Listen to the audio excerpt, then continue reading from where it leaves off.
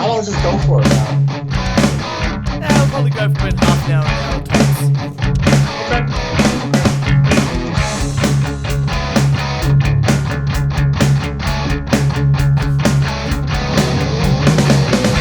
Hello and welcome to the We Only Do One Take podcast. It is the only podcast in the world that is a complete shit show. I am Turch, and with me is my co-host and the CEO.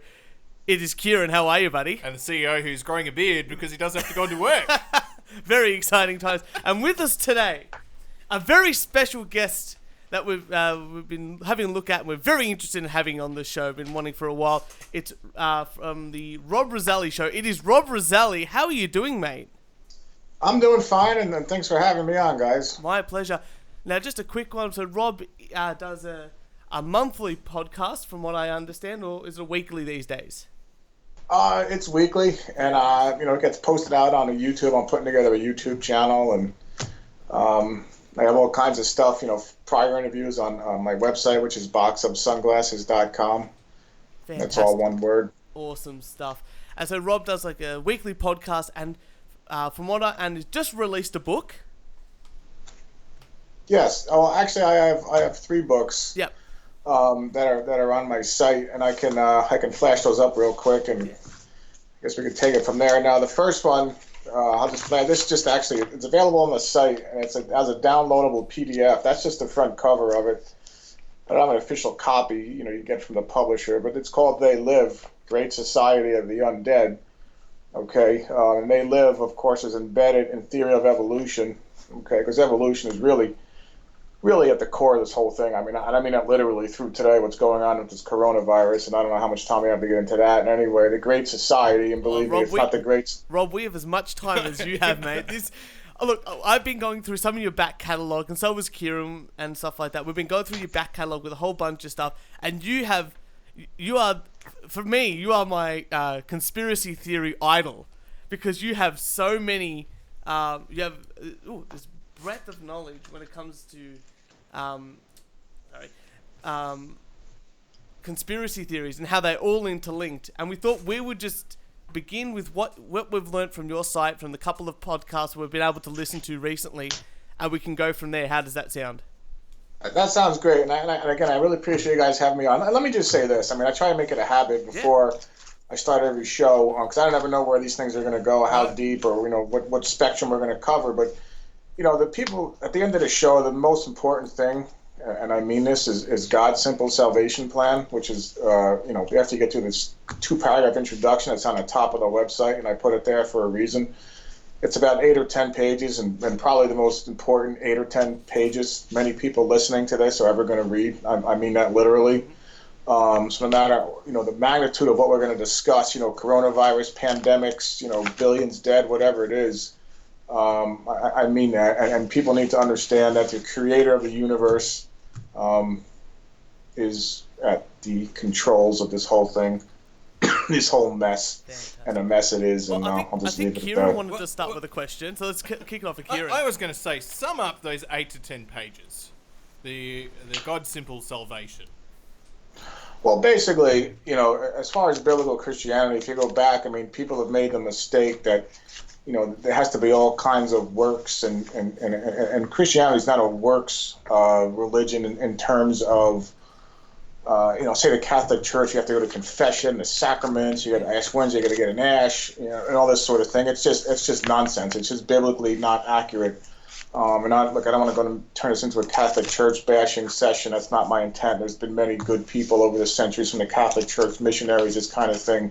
But I have very little regard and respect for the hierarchy of the Catholic Church, let's just say, both in Rome, the Vatican, the hypocrites in Rome, and the framework here in this nation. But that's going off on a tangent. But the point is that you don't need a lot of works. I mean, Acts 16, the jailer asked Paul, what must we do to be saved? And says, believe on Christ Jesus, and thou shalt be saved. And that's really all it is. And you go in the book of James, and works really isn't works as many people have been programmed to believe. And I mean that figuratively and probably literally programmed. But, works is getting the word, the simplicity of what Christianity is out to people. And really all you need to do is ask for forgiveness, and basically that's John 3:16. For God so loved the world, so whoever should believe on Him shall not perish but have everlasting life. Now, believing on Him isn't just sitting and doing nothing. I mean, you got to get out and do the best you can, and we're all imperfect creatures. And I don't want to sound condescending, like I know something more, I'm better than anybody else. I mean, all sin and come short of the glory of God, Romans chapter 3. And then, and people, there's arguments about, they have to meet a preacher with water baptism or anything. None of that is required in my understanding of the scriptures, and it's all spelled out in there. And I suggest people figure this out sooner rather than later, people that are listening. You've said a lot of things in there, and look, I'm a Catholic boy myself. Did Catholic high school, primary school, and my family's from Italy and all that sort of fun stuff. So what I'm understanding from what you've discussed there is that the sacraments that we pronounce as like the most part of the important parts of the religion, including the Eucharist and the reconciliation, and I guess getting of the Holy Spirit with baptism and a few other little things like that, are not scripturally written as per se in the Bible itself, and have no connection to the religion itself. These are sort of made up things post the scripture writing itself. Basically, the Catholic Church has added a bunch of stuff to the scriptures. Oh, yeah. I mean, basically what they've done is they took Roman paganism, which Rome goes back through history. It goes Rome got it from the Greeks got it from the Egyptians, and the Egyptians from the Sumerians and the Babylonians and so on, all the way back to the Garden of Eden. So, for example, when the Catholics talk about Queen of Heaven, I mean that's Mary. I'm not obviously not criticizing the Virgin Mary who gave birth to our Savior at all, but she in fact was a human.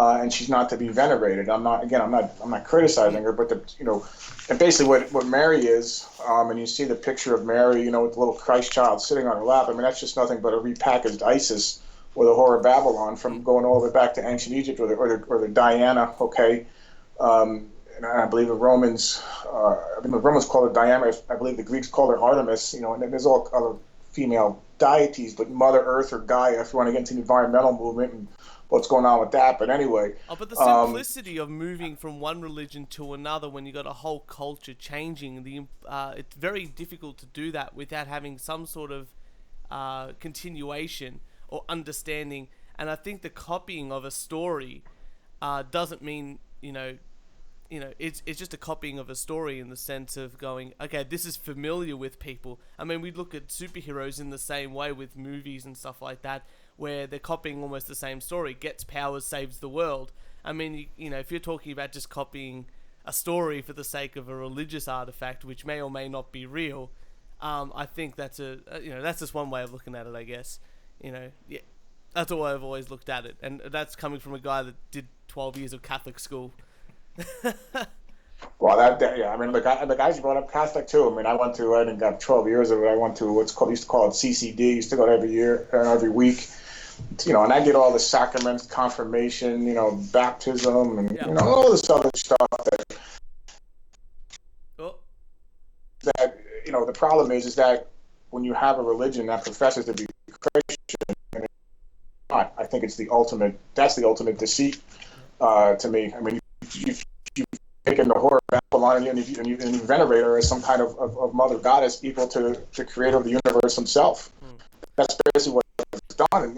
And look, the Catholic, the priest, or the Pope gets up in St. Peter's right out. He's looking at the phallus of Osiris, if you really want to get to it. I mean, the obelisk, imported from Egypt. I think Cleopatra's Needle, they call it. I mean, if you really want to get interesting, I mean, that's the Egyptian pyramid, or the obelisk, represents the phallus of Osiris. Okay, and that's the husband and brother of the aforementioned Whore of Babylon. Okay, and if you read Ezekiel chapter 23, it's borderline pornographic, but what God's illustrating there is spiritual whoredom.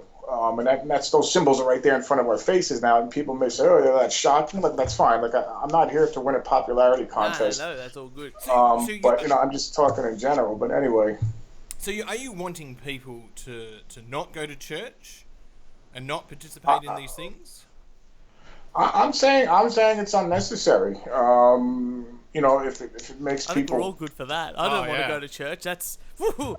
There's Well, nothing worse than having a bunch of it's not Italians stand at the front door and blocking the church gate when you're trying to leave.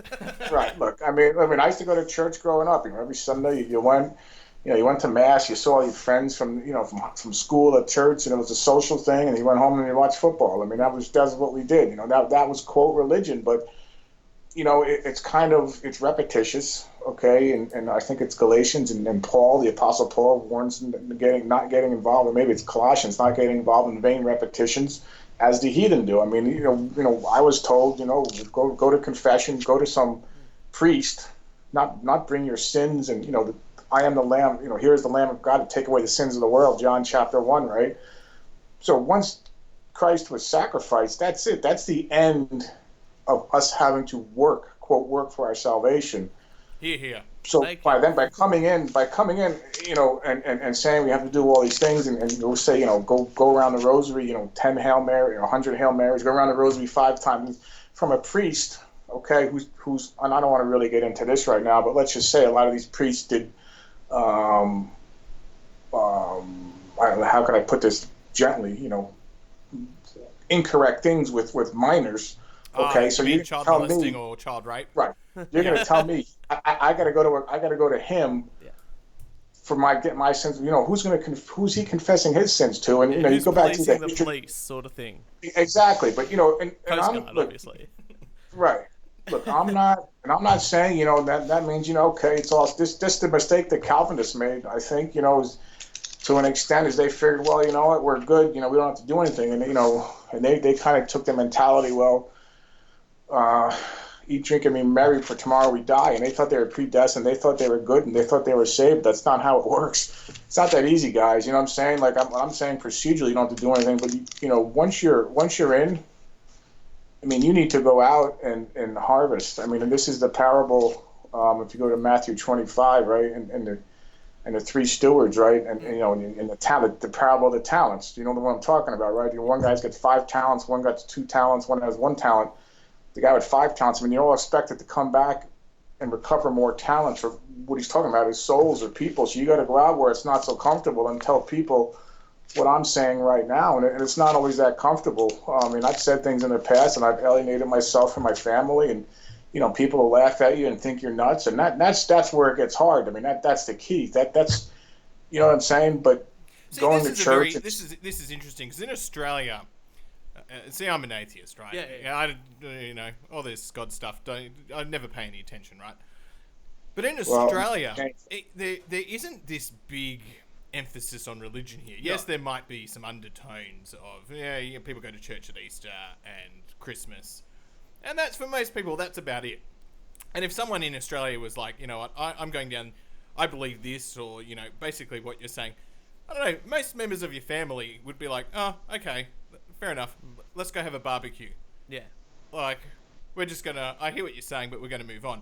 And I find this fascinating from, the American culture, how important religion is and how you can be ostracized from your family. Like, you just saying that, I'm just like, to me, I'm just amazed by that. Well, I think if you go back to this nation's founding, I mean, most of it came over from Europe. I mean, it was the Puritans and the Pilgrims. I mean, they were part of the Protestant religion. And, you had the Jamestown colony, and that was, I don't get into that. I mean, that's where slavery really came into the United States, which was the Jamestown colony, because those people had money. They came from English aristocracy. But if you look at the northern, which I believe is the roots of the Civil War, but anyway, that's a conversation for another time. But the northern colonies, you had the Puritans and the Pilgrims. I mean, they were cast off from Europe. I mean, those were true people that just wanted to worship as they saw fit, and they were being persecuted by the Catholic. I mean, it was Bloody Mary, right? Queen Mary in England, and this sort of thing. And they said, you know what, we're going to get on ships and we're going to sail to the New World. And they intended to get to Jamestown, but they ended up in Plymouth Rock up in Boston. And that's a whole divine. But to the point is that the foundation of this nation was devoutly Christian. For the most part, and then there were Catholic, and I'm talking Christian, I'm talking Catholics, Quakers, Protestants, Calvinists. So it was a combination. But in the Revolutionary War, they put aside their theological differences because they did not want to end up like Europe, where the Protestants and the Catholics, the 30 Years' War and all this other thing, and they understood that they were walking a fine line. But they understood and they prayed. And if you go look at the miracles of the American Revolution, the help from the French, Benedict Arnold, what happened, certain events, Washington crossing the Delaware, Washington himself, okay, and many of the people at the time saying that, Ezra Stiles, I think it was president of Yale and spoke. So he was very influential among many of the founders because they were educated at places like Yale. And he said, the United States has a peculiar obligation to God for the miracle that was the American Revolution and the subsequent years, the Constitution and I'm not saying this to be conceited on the, rah rah and Mr. America, but what I think people would agree is the greatest nation in the history of the world, okay?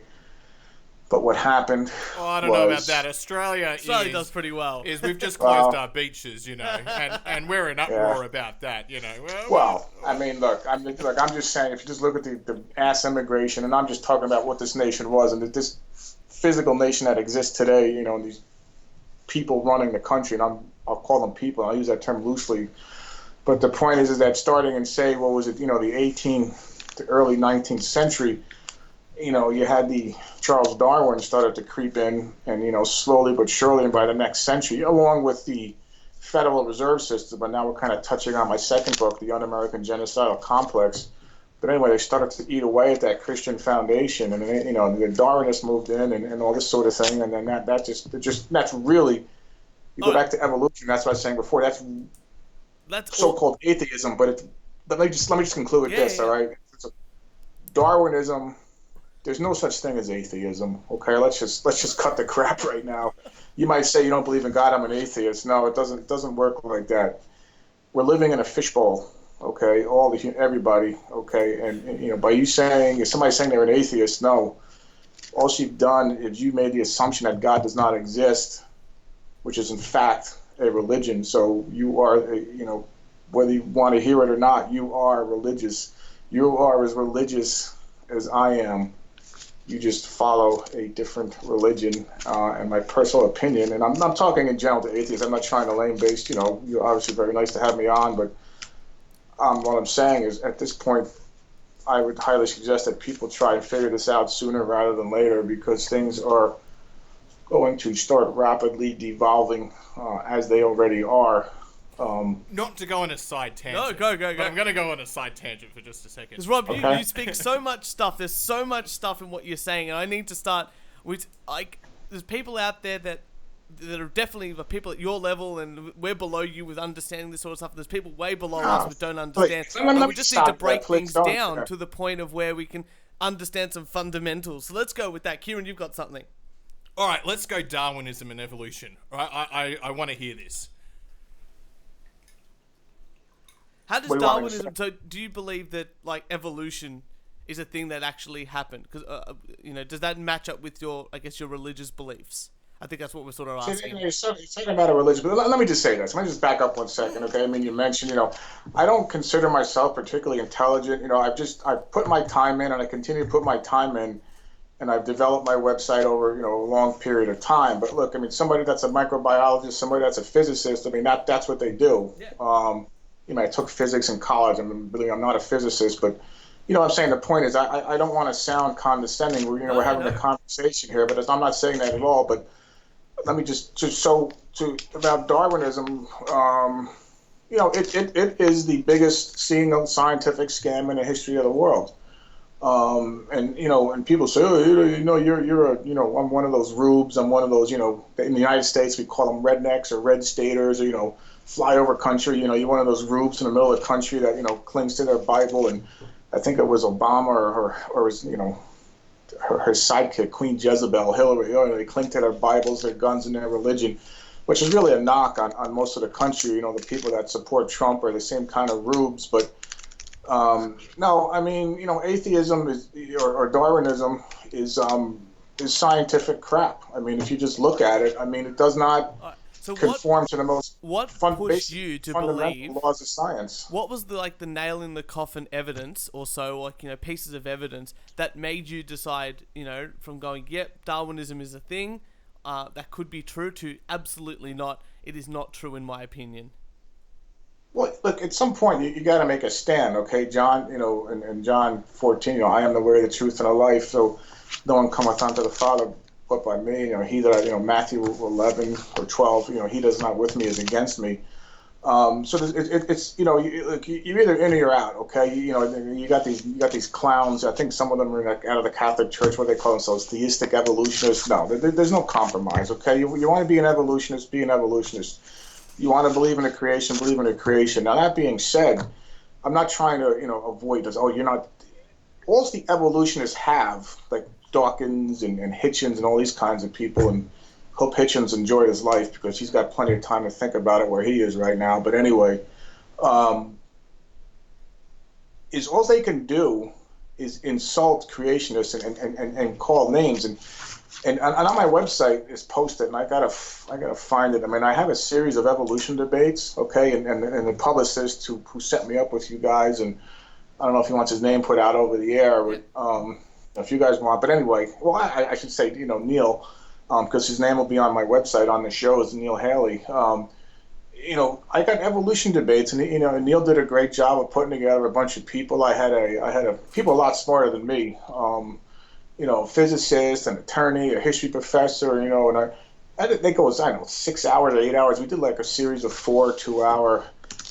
And also I asked, my whole approach to it is I said, look, we're not going to talk religion. I said, I get it. I'm a Christian. I'm stupid. I'm one of these, I'm down there in West Virginia in my pickup truck, my chewing tobacco. I get it. That's fine. You want to, all those kinds of insults, whatever. But I said, just answer me one question. I said, the Big Bang Theory. I said, first of all, you can't say the universe existed forever, because if you go to the second law of thermodynamics, which is the law of entropy, okay, which basically says things decay. I mean, you put a banana, you leave it on your counter for 2 weeks, it's going to decay. A tree falls in the forest, it's going to decay. That's entropy, though, and that law applies to everything. Okay, so to the universe. So if you say the universe existed forever, you can't say that, because the universe would have existed or decayed itself out of existence. Okay, so. And the morons that think they're scientists and evolutionists, and I'm talking about 200 IQ guys at Harvard. They had to come up with a new thing, and that was this so-called Big Bang. And I said, all right, fine. I said, well, what about Newton's universal laws? I mean, Newton's laws apply in all the universe. They said, well, I said, if something blows up, I said, how did we end up with orbits and planets around the sun? I said, it's a fundamental high school physics question. I said, I don't want to get into the other crap with the fake fossils and and the way they extrapolate, they get a pig's tooth and they extrapolate a whole human from it, and Haeckel, the German scientist Haeckel, and his fake drawings that still show up in so-called biology books. I didn't even get into that crap. I said, just answer me that question, and I got a lot of insults, and I got called a lot of names, and I'm like, that's great, that's cool, that's your opinion. I said, I get it, we're not talking God. I said, I wanted physical. I said, I want the name of the physicist or the scientist. I want the scientific law that preceded Newton's laws, because obviously the Big Bang does not physically match Newton's. I did not. I got 8 hours of nonsense. Do you think that law, though, applies? We're in a universe now, which, right? Do you think that law is applying, that the universe is decaying, and then at some point we'll all come out of it? You're talking about thermodynamics? Well, that's what. And this universe will come out of existence. I'm not an astrophysicist, but there is a beginning time, and people will say that eventually, look, the sun, it's not going to happen next week, but the sun is eventually going to run out of energy, and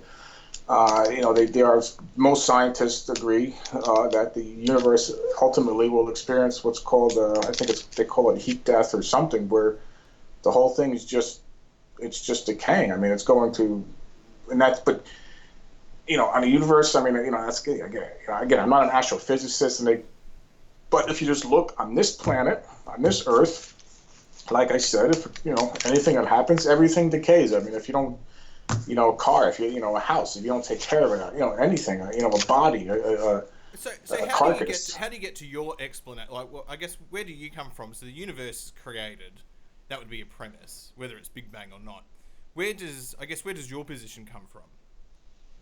So you've got you've got the scientists that are saying Big Bang, but there's I guess, where do you? They're not scientists. They may have 200 IQs and they might know physics, but ultimately they're not scientists. They're violating the most fundamental laws of science to come up with a theory that's not provable. Now, of course, the response would be, well, you can't prove God, and it's like, well, you know what, guys, you're right, but you can't prove that there was some magical laws that started the universe either. So, like I was telling you before, what evolution really is, it's not science. It's the assumption that the universe was not created, that there is no God, which is a religious assumption, is not based on anything scientific. And that's the point that I believe I got across, or tried to get across, with people that, have ears to hear and eyes to see, Isaiah chapter 6. My approach is purely logical. I can tell you that, and I don't want to get into my whole life. It's probably kind of boring, but my approach to this is purely logical. I mean, if you just look at it from a logical standpoint, okay, you got pure atheism, which I just said in my humble opinion is a load of crap, and I mean that literally, and we can get into that. At the end of my evolution debate, I put up a challenge, but anyway, or you got a creator, okay? And then if you look at a creator, then you're on the quote religious side. Then you look at the religions of the world. You got Eastern mysticism, Buddhism, Islam, Judaism, and Christianity, and it is the most logical conclusion that I. So one of the things that happens, well, you talked about in one of your earlier podcasts, tried to listen to a backlog of sort of your stuff. And one of the things you always said when it comes to these sort of things is that there's always a follow the money kind of trail when it comes to ideas and understanding of this sort of stuff. What is the physical benefit of these scientists and elites? Because you do talk about that in some of your podcasts as well. What is the benefit of having something of denying the religious aspect of like God creating the universe and all that sort of stuff, and saying no, it's a Big Bang theory, or it's a theory of evolution? What is the monetary what's the benefit of stating that over the religious debate? Well, I think the answer is in your question. I mean, there's a financial benefit. But at least that's the way it's. But what is, other than, financially is the benefit, but how do they go, yes, we're going to make money by saying these things are true and religion is false? Well, if you're a university professor at a liberal university, you have to teach evolution, or you lose your job. I mean, if you're, these days, I mean, for the last 100 years since the Scopes trial. You're now looking at that at a very micro level. What's the macro level? What's the the elite when it comes to the governmental level, like the highest of the high, or the Rockefellers or something like that? What's their what's their take on this whole? Why would they say that? Yes, we're going to teach evolution and all that sort of stuff. Well, let me take it in pieces of what I was getting at. On the lower levels, let's just say, I mean, in public schools, in the quote free public schools, which is another scam. I mean, they force you to pay taxes, and if you don't pay your taxes, they take your house, and and you pay for the schools, and then you get there and they say it's free. I mean, we're not talking about a load of, but anyway. Yeah. But to teach in the schools now, the ACLU, the communist founded ACLU, okay, and I mean that literally. People think I'm trying to be funny. No, it was founded by a bunch of communists and anarchists. The American Civil Liberties Union, they have this whole scam called separation of church and state, which is so utterly ridiculous. I mean, the Supreme Court has the Ten Commandments. The Supreme Justice has the Ten Commandments hanging above him in the Supreme Court building. So it's so blatantly ridiculous. But they've gotten away with it, and now you can't teach, quote, creation. Now you have to teach, quote, evolution as scientific fact in the school. So they come up with, the guys like Hegel and these kinds of people with their fake drawings, and they, man came from monkeys and all this sort of thing. And basically it's taken us away from our religious roots, and now we're just a bunch of amorphous slime running around. So the monetary value is literally selling textbooks?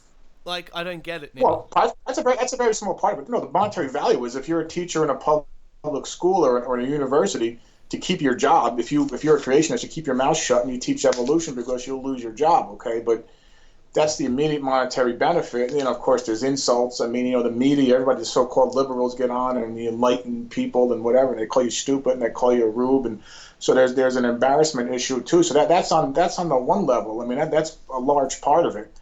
But on the upper levels, now you mentioned the name Rockefeller and all these other sorts of people. Now, why would they be interested? If you go back to like the whole Federal Reserve System, okay, and people miss this, they focus on the economic part of it, which is a scam by itself, but they funded what's called the tax-exempt foundations, and they funded what's, the so-called, education in America, but, which was pushing evolution on purpose. Now, why would you want to do that? Because evolution Now you're opening. Now you're taking the nation away from its moorings. You're destroying the family. You're destroying male-female relationships. You're destroying everything with evolution, and people become malleable, and like just like in communist countries, there's no God, but something needs to fill that vacuum. People need to be led. People need to get their rights from somewhere. So if there's no God-given rights, inalienable rights, as specified in the Declaration of Independence and the Constitution, if you take that concept away, now you replace it with the state as God. Where is the state God? Communist Russia, communist China, Hitler's Germany. So that's what I'm saying. When I say evolution, isn't just some scam. I mean, evolution, Charles Darwin, who's, I'm sure, taken up residency in Hades for a very long time, and his cohorts, what they may have sounded innocent enough, but what they spawned was literally the deaths of hundreds of billions of people throughout the world over the last, say, 150 to 200 years. And people, that's now, no, it's true, because now when you rise above the minutia of what we were just talking about, the evolution in the public schools and the nonsense, now you're getting into the quote conspiracy, because the education system, so-called, in this nation was taken over by the tax-exempt foundations, which was parallel with the Federal Reserve scam. And what I was saying before is a lot of conspiracy theorists miss this, is that Rockefeller, Carnegie, the rest of them, they funded all these universities, okay, the Columbia Teachers College, Harvard, University of Chicago. So not only were they able to sell their complete scam known as the Federal Reserve System, which we can spend hours talking about, but they took over the education system, and where they taught things like evolution, because now the people have lost their moorings. They have no moral bearing. Now it's anything goes. It's hedonism. So that people are ripe for takeover, because the family's destroyed, independence is destroyed, and the state, and eventually that leads to anarchy. Okay, and then the state eventually becomes God. And that's exactly what Hitler was. That's exactly what Mao was. That's exactly what Stalin was. And I don't want to hear a bunch of crap. Well, Hitler was right wing and Stalin. No, that's all a bunch of crap. Okay, they're different flavors of ice cream. Okay, they're statists. Okay, they want the state to control everything from womb to tomb, education, agriculture. As a matter of fact, if you go through the Communist Manifesto, and I do this in chapter 2 of my first book, and whatever the tenets of the state takeover of industry, of the economy, obviously, of agriculture, of education, and you go down, that's your Communist Manifesto, and that's pretty much what we have here in the United States, thanks to evolution. So, in other words, if the state grants you all your rights, the state has the right to take your rights away anytime it sees fit. Okay, so, and that's pretty much a broad picture of whatever. Again, pick your poison. Nazism or communism or whatever. Taoism. It's just, again, it's just same pile of crap, different animal. One, is really what it boils down to. But that's what Darwinism has wrought. So interested. And the American eugenics movement. And we can and not get into specifics if you'd like. I think Kieran had something there. Go for it, Kieran. Well, we'll come back to the American eugenics, because I wanted to link that with Planned Parenthood later on. Right. What I want to know is how does this all fit into like the capitalist market / also what's happening with coronavirus right now? Well, that's a long history, but let me just say this. I try to answer that very quickly, but coronavirus. Let me say, coronavirus. Again, and I want to be very careful here. I don't want to sound like one of these American bashing morons. George Soros and all these idiots that you see running around. But the Chinese got the technology to make the coronavirus from somewhere. Okay, they didn't Google it. They didn't get it out of a comic book. Okay, they got it. Who was doing this kind of research for years is the United States. Okay, these kind of genetic research, and that's where the AIDS virus came from. But if you want to get to it, but just to go backwards in time, so you got the coronavirus, genetic manipulations of animal viruses adapted to humans. That concept has been alive in this country for 50 years, and it's documented. I'm going to have document right from the guy that requested it, back from Congress back in 1970, whenever it was. So, and then backtrack. Well, that's pure evil. But what are we really talking about here, guys? I mean, is anything really I'll in just human go back history? because you said something that just sparked my interest. You think both AIDS and the coronavirus were initially developed in the USA? No, I'm not saying that. I'm saying AIDS in all likelihood was okay. The concept, and again, I'm talking about pure evil here. I'm talking about Yeah, people that are above. that's I 100% want to be very sounds like careful when I say it. pure evil. But what, again, I always go back to it. What would be the purpose of developing something that, one, kills people and two, is transmitted sexually? I mean, that's pure evil, but what's the purpose of that? Well, look, ultimately, like I said, this is part of my logical conclusion I was talking about before. Ultimately, you have to come to grips that there are psychopaths in the world, devil worshippers, and that Satan is a real being, who is pure evil. Okay, these people are Satanists, and I mean that literally. Okay, so again, you're dealing with pure psychopaths, and now to answer your question, just take a look at Hitler, for example, who I cover in the Un-American Genocidal Complex. I mean, Hitler was, let's call him, a relative lightweight compared to, say, Mao or Stalin or those kinds of people. Hitler was, what was Hitler good for? About 12 million, of his own, half Jews and half invalids and Catholics and other people he didn't really care for. But you have to ask yourself, with a guy like Hitler, if he had access to, the kind of research that we have today, would he have stopped? I mean, he was certainly driving for it with people like Joseph Mengele and these kinds of people. Okay, would he have stopped? Would he have deployed something like the coronavirus in the United States if it meant that his Nazis could march into Times Square and Washington? You don't think Hitler wouldn't have done that? I mean, so you know what I'm saying? So it's not like this. This is not history. But you're talking about, in this case of the coronavirus, it's not deciding who it kills. It's just going, I'm infecting, the whole world. I think basically every single country has at least one person infected. We're not talking about something that's picking and choosing. It's like, yep, this only kills Americans. We're choosing, if the Germans go down there, unless they're always kitted up in hazmat suits, and they did storm America post-coronavirus in World War II, they would probably get infected as well.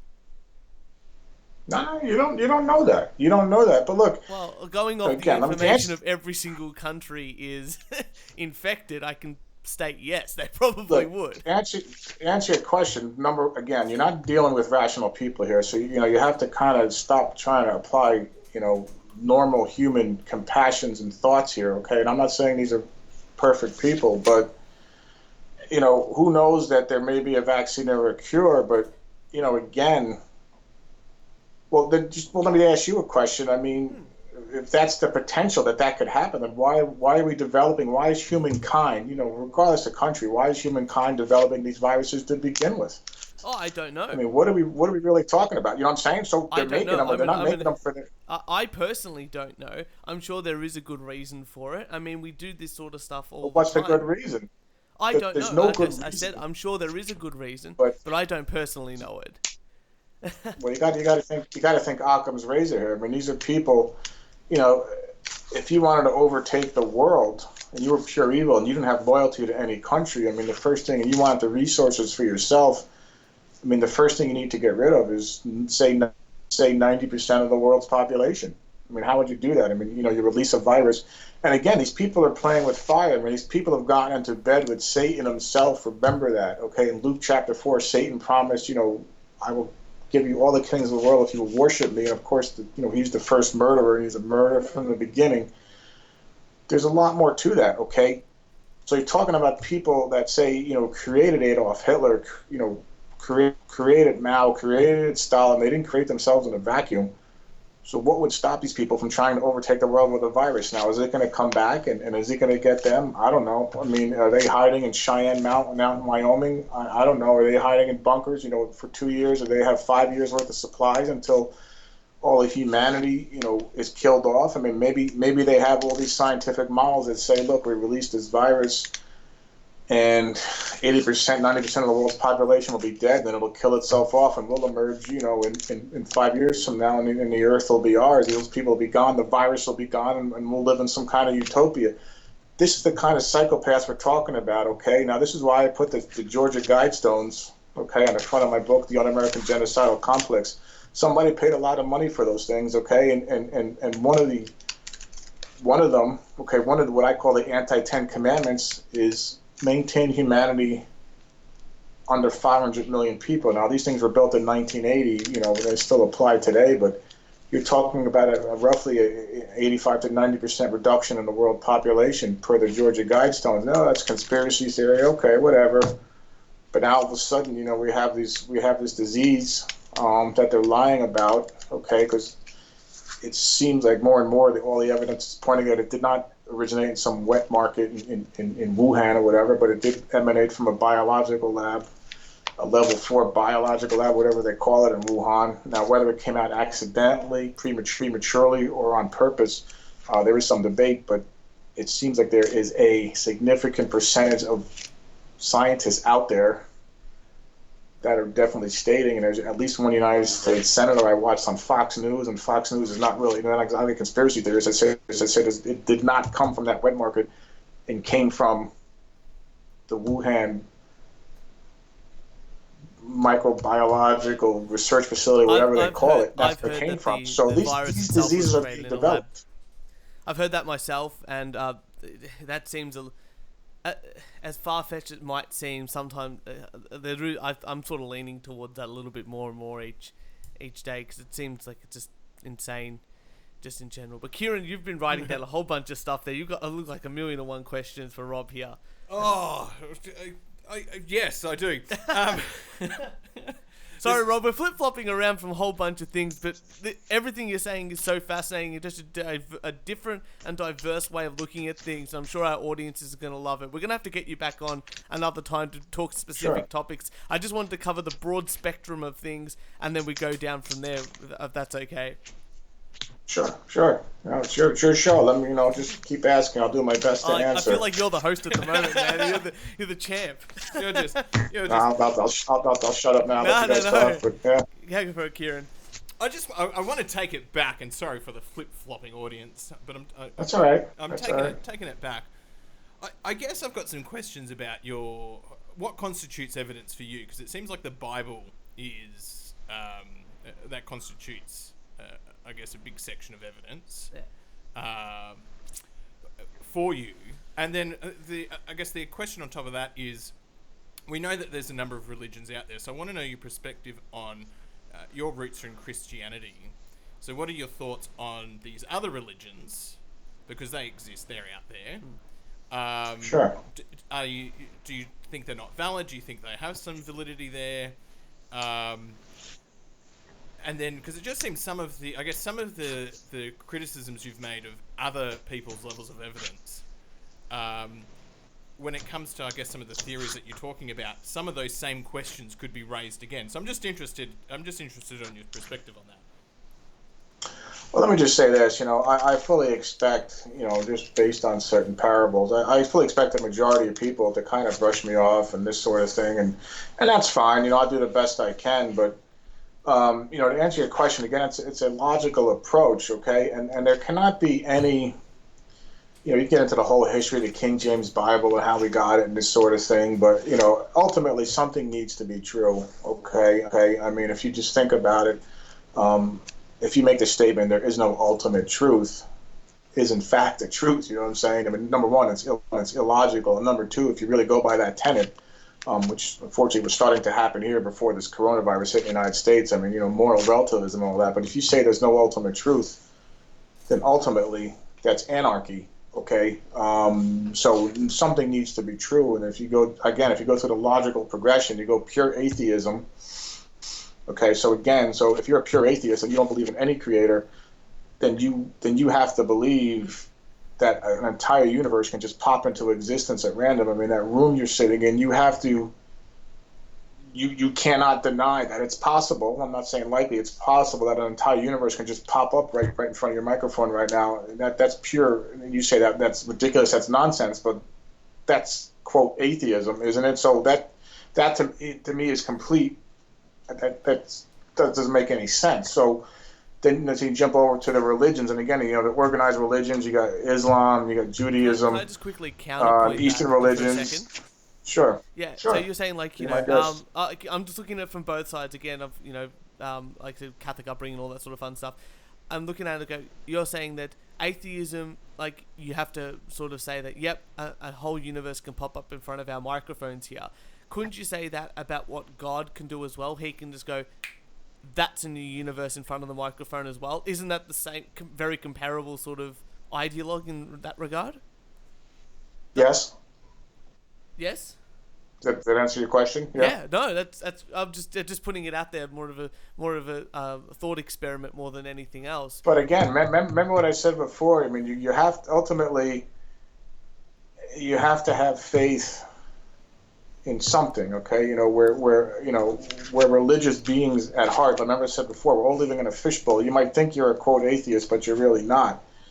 So, or you might think you're a religious, like no religion, but no, that doesn't make any sense. You're religious. You just chose the religion of atheism, but yeah, but at some point you got to make a leap of faith. I'll admit it. I mean, I make God? No. I mean, is he sitting here next to me telling me what to say? No.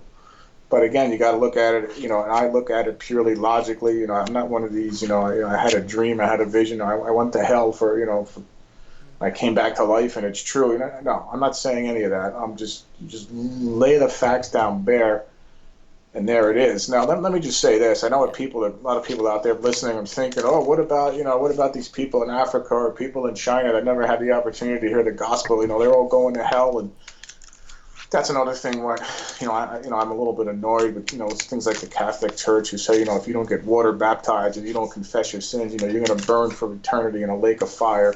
In a lake of fire, really, that's more emblematic and symbolic. And if you want to get into that, there is no there's no devil running around in hell, with a pitchfork and flames. It's just, but anyway, but there is a hell though. But we can get into that on a different day. But the point is that you ultimately, they're going to say, well, what about these people? Are they going to hell because they never heard of Christianity? And my response to that is, I know that's the number one question. Why people say, well, who do you think you are? Just because you live in a Bible Belt, you're all brought up with the Bible. What about somebody that lives in the middle of Africa, never had exposure to a Bible at all? But my response to that would be, well, Luke 12:47, 12:48, Jesus says, those with the most knowledge are the most responsible, okay?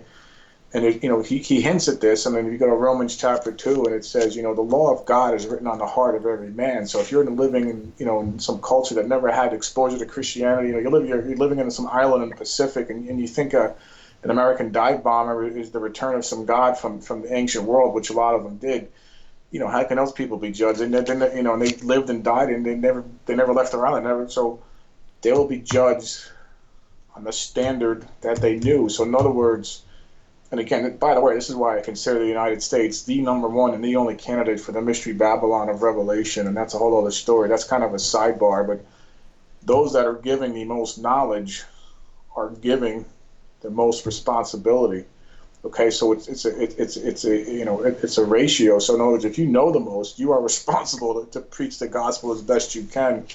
While you can, because that's just the way it is. How do you contend, though? You've got Mormonism, which found another plate and another book fairly recently. So you've got this other group of people who go, yeah, but we've found this, so we've actually got better knowledge or newer knowledge that you don't have. It's fine. And then that makes us right, and they could take the same position. How do you discredit then their evidence that they say they have? The thing is, we've got, probably well over 1,500 religions. So how do you... That's right. Everyone's coming from, if they take their religion, everyone's sort of coming from this perspective of, That's the correct one. I'm having faith in this religion. And someone else, we could probably go somewhere else in the world and find someone who's similar to you, who's taking a different religion stance on these views. So yeah, how is your one? I guess. How did you come to the? Well, they're gonna have the same. We'd have the same criticism. So in other words, if you're a Mormon, any person. Well, first of all, Mormonism didn't came about in this country like in the mid 1800s, and there was some angel named Moroni or something who I call moron. Anyway, said, well, we're gonna, these are the rules, and go out there, and these are the people that are going to be saved. Well, that's great. Well, what happened to the human history for the 8,000 years of human history before that? Those people get written off. And what about people that aren't Mormons? They get written off. I mean, that's Mormonism is again, and it's a works religion, just like every other religion in the world, except for Christianity, is a works religion. I mean, you have to do works to achieve your salvation. Okay, and that's in some religions, the works aren't really so good, but that is that's where all the religions go. And like I was saying before, there's no requirements. There's no physical church. There's no physical requirements. There's no man-made requirement. Let me just say that it takes to be a Christian. It just takes a belief. But once you have that belief, you must try to gather as many people as you can. Remember the parable of the talents while you can. Okay, but isn't the and that's just the way it is. Now, isn't the belief itself the works that you require within Christianity? Well, yeah, it is, and that's covered in James, and James says faith without works is dead. Okay, so again, whether you can say, people say, the Bible contradicts itself. No, because you gotta use discernment, and in the book of Hebrews, I believe it's Hebrews chapter 10. Abraham believed on God, and it was counted to him as righteousness. So yeah, it is. Yeah, you are correct, but it's not a work in the sense of say going to confession or some kind of procedural work. See, one of my even in the parables, okay, even in the parable, let me just conclude with this, okay. And I'm just trying to think of and said the conclusion of chapter 24, the Olivet Discourse, of course, okay. Jesus said, when I return, make sure you're working, okay. And he was using a parable, of a guy, in a vineyard or so, obviously, the concept of crops, being a harvest, harvesting souls that's this symbology there. But so that's the works. You have to be very careful. There's two things in parallel at work here, and I hope I'm doing a good job explaining it. So again, it's not a free ride. I mean, I remember at the beginning, I said, well, yeah, you don't need water baptism, you don't need confession, you don't need some priest, you don't have to go get a wafer in your mouth every Sunday. If you miss, it's a mortal sin and you're going to burn in hell. That's the stuff we were told. None of that. That's all nonsense. But on the flip side, and that's kind of answering your question, and it's a good question. You can't be like, say, the Calvinists and just sit on your duff and say, all right, I said in Our Father, yeah, I get it. I believe in God and John 3:16. I'm just going to go hang out and party all my life and die because I believe. So I'm going to. No, it doesn't work like that because they didn't read the whole Bible. They didn't read the book of James, okay, where it talks about it's not that easy, okay. And then remember John chapter 16. Jesus tells the disciples, said, in the world you will have tribulation, but be confident, I have overcome the world. So he's saying it's not going to be easy, and it wasn't easy, okay? I mean, what was it? Nero was hanging Christians on lampposts and burning them for light in Rome, okay? They were literally being fed to lions. William Tyndale was burned at the stake, okay? Wycliffe, I think he died naturally, right? I mean, he gave us the English Bible, but the Catholic Church hated him so much they dug up his bones and cremated his bones, and I think threw him in the Rhine or some river in Europe. So again, you are correct, and but it's not something you don't have to. Again, in other words, you don't have to worry. Let me say it in a different way. You don't have to worry about, like in the Old Testament, everything that the nation, God's chosen people in the Old Testament, not the New, went ahead and, all the procedures. And if you read through the book of Numbers and Leviticus, and this goat and that goat and, making a tabernacle and these curtains and, the dimensions of the ark and this is the ark and all this sort of thing, all that stuff is gone. That's kind of the work, the physical work. That stuff's all gone with the New Testament. It's a new covenant. I want to throw a hypothetical, right? Okay. But 2020 years ago, right? Jesus is born, right? Is it possible that God could come down and Jesus could have a brother that's born, like another son of God, and another Bible or another YouTube creation or podcast, I don't know, whatever it looks like, right? 21st century. Do you think that is possible? I mean, when you think, I don't. So in other words, like Jesus has, God that finds another Mary or the equivalent of Mary, and Jesus has another brother. There's another, and then Jesus another Jesus basically in the 21st century. How would we know that is another son of God? A, do you think that's possible? And then B, how would we know? Well, the sermon's going to be key. I mean, again, at some point, you have to make the logical leap and you have to make faith. But what you're saying actually sounds very close to the image of the beast that's going to be coming in on the stage, I think, relatively soon. But anyway, claiming that he's God and he's above God. But anyway, that's the story for another day. But yeah, I mean, look, I'm sure people say, hey, what is this, what is Jesus? I'm Jesus or whatever. That's fine. But no, John specifically said, here is the Lamb of God that takes away the sins of the world. And, what is amongst the last words that Jesus said on the cross was, it is finished. Okay, so that's it. I meant, remember John 3:16, my only begotten son. Okay, so if somebody else comes along and says, and that's happened throughout history, obviously, right? The Moonies and, Jim Jones and all these sorts of people, and we saw how all that went.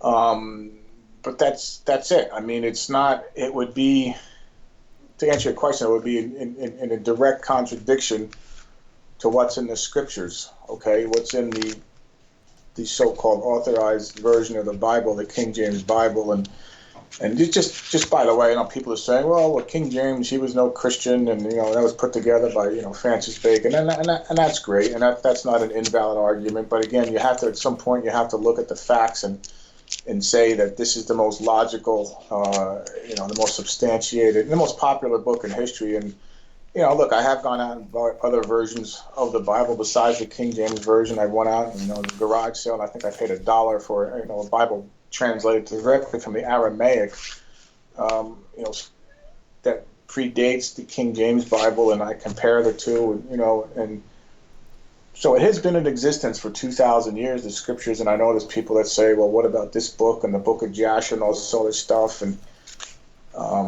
that's fine. There are extra biblical texts that are referenced within the Bible, but that's it. I mean, John 3:16. I gave my only begotten son. That the word "only" is in there in John 3:16. So that's it. To answer your question strictly from my perspective, no, it's not possible. If somebody says, well, hey, but then you're into somebody says, well, I say it is possible. That's fine. Then you're into the argument before, then you got to pick another religion. Is it Mormonism, Eastern mysticism? Are you a Buddhist? Do you believe? That's a good one. It sounds good, the Dalai Lama and all this, and I'm not saying he's a bad guy, but, if you sit there and you say, well, anybody can be God, I got news for you guys. That's a problem. If I'm God or you're God or Hitler's God, if Hitler kind of thought he was God, I think you would admit that's a problem. You know what I'm saying? Absolutely. Absolutely. Well, Rob. Anyway. Look, we've been chatting for an hour. There's been so much in here. It's been so dense, full of information. I'm sure, I think I've got to take some time to process it. So what I'd like to say is, I want to say thank you. We're going to leave it there for now, but we're definitely going to have you back on to discuss things in the future, if that's okay with you. That's perfectly fine. I greatly appreciate you having me on and just get in contact with Neil, and we'll do it again. But again, let me just conclude with this. Please. This was a very important conversation. Hopefully, I at least got people thinking, and I'm sure some people that hate Christians and hate people in general now hate me, and again, that's fine. I'm not doing this for popularity contest, but for anybody that has ears to hear, please listen to what I'm saying in juxtaposed against the current situation. If you're holed up in your house, I don't know, do you guys broadcast international or just Australia? No. We put up the podcast and anyone can listen to it anywhere. So if you're holed up in your house somewhere, in your apartment, and I don't know if this gets translated to other languages, but please, at least listen to what I'm saying. And the website is free. If you want to buy the books, and I appreciate, there's a couple books for sale, and on the American Genocide. All your stuff, let me just say this. Where we can find you, it'd be great. Yeah. Let me just say this, okay? And I'm not trying to commercialize this, but this is the book, The Un-American Genocidal Complex. Let me get in front of the camera here. I'm getting a little comfortable here. But anyway, there's the Georgia Guidestones, which I alluded to before. There's the Skull and Bones Society and the American Illuminati. Okay, that's another, the bane of so-called conspiracy theorists. And of course, this is what I call the undead, the United Nations. Okay, and the so-called World Health Organization is right in the middle of this whole mess, just as it was in the middle of the AIDS virus, but some 30 years ago. But anyway, and then this is my last book, which is Pleased to Meet You, and that's about an hour read, and it kind of takes things from a different perspective, okay, and it's Satan talking to a character by the name of O'Brien, who I take from Orwell's 1984, and that's an interesting thing to talk about one day. Actually, Orwell's 1984 was pure atheism, pure communism, by the way, but anyway, it's Satan kind of taking a different perspective than Orwell took, and that's that Satan really is on top of whatever king or whatever president or whatever dictator thinks he's in control. Satan is not, and that's kind of the conversation, and they go back through history, and it's kind of a conversation about history and stuff like that. But it's interesting, and it's different. It's a different perspective on things, but the conversation it's based on Luke chapter 4, I guess, but a whole bunch of scriptures.